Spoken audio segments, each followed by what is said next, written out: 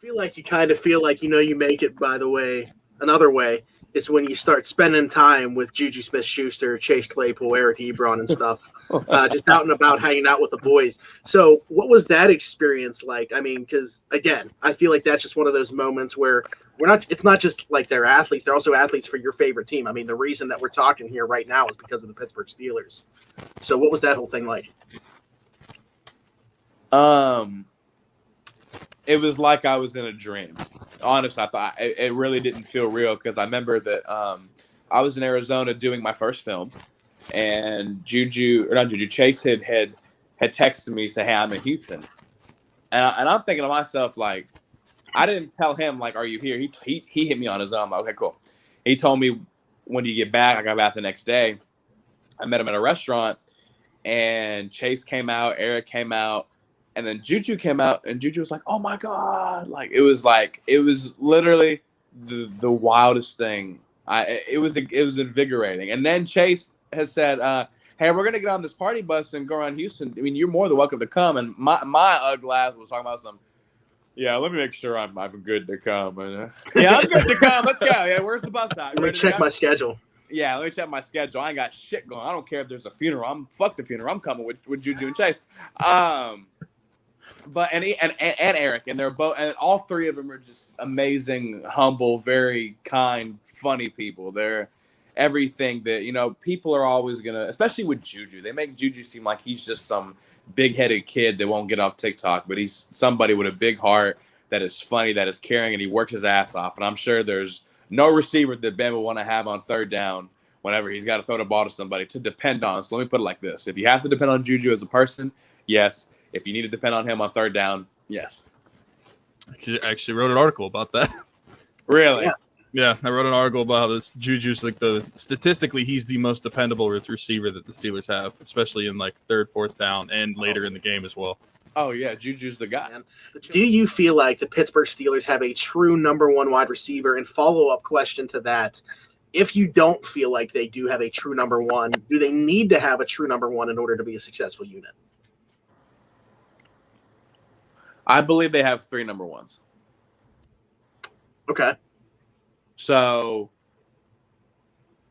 I think if 2 of the other were on the team, I think they would be a successful, dominant number one. I think Deontay could be a dominant number one. If you want to bring up size, well, AB was 5'10", 5'11", and I think Deontay's route running is unlike a lot that I've ever seen. His talent level. You want to go to Chase? I mean, he's 6'5" and runs a 4.4. That's all I'm going to say. And contrary to what most people believe, I mean, people want to shit on Juju for him having that shitty 2019 season, but he had no Ben.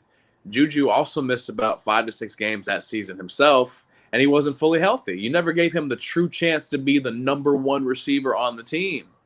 So I feel like, regardless, I think we have 3 number ones, and I think they all fit their role perfectly. I think either one of them can go for 100 any game.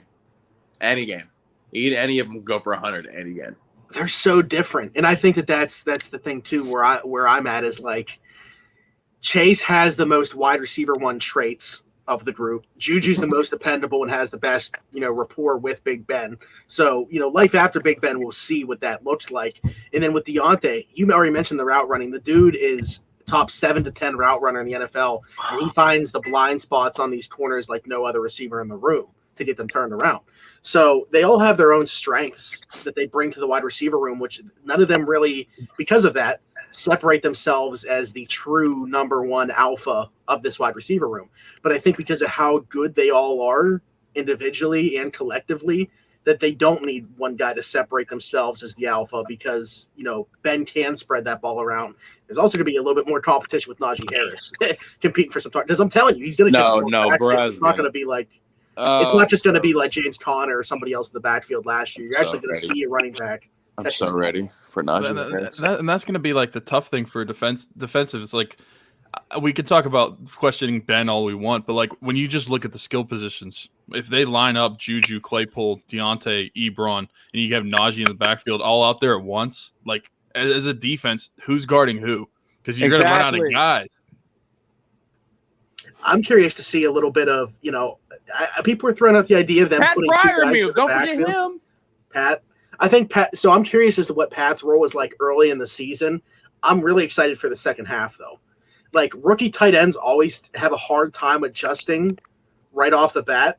But the thing with him is he's not necessarily like one of those Hawkinsons or Fants. Like, you know that he's going to be a contributor blocking right away. At least play like those Vance McDonald snaps. Yeah. If you will. And then I feel like as the season progresses, we could see his role expand. But I'm definitely excited about his future. I just wonder what his role is year one, at least to start right away.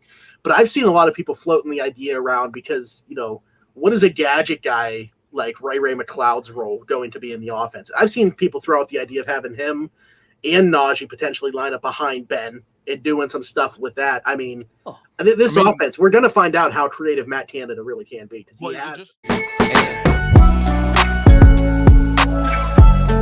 AB was different though. That shit was. Yeah. No, he was. No, he was calling nuts. out Kraft. He was calling out Ben. He was calling out Jesus. I'm like, No, yeah.